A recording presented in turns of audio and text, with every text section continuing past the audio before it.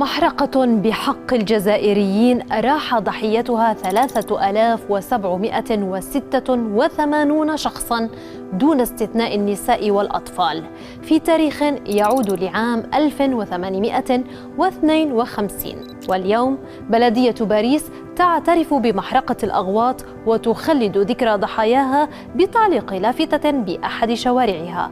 فماذا نعرف عن هذه المحرقة؟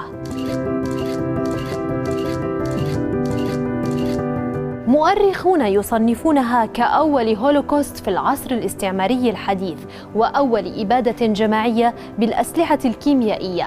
ففي 4 ديسمبر قبل 172 عاماً حاصر 6000 جندي من الجيش الفرنسي مدينة الأغواط جنوب الجزائر، ثم قاموا بقصفها باستخدام غاز الكلوروفورم، ما تسبب بقتل ثلثي سكان المدينة.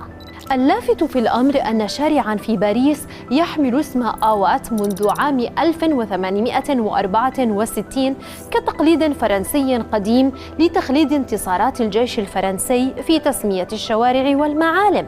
لكن إعلان بلدية باريس الأخير عن لوحة توضيحية جاء لتغيير مضمون هذا الاسم وتحويله من رمز للغزو إلى تكريم لذكرى الضحايا.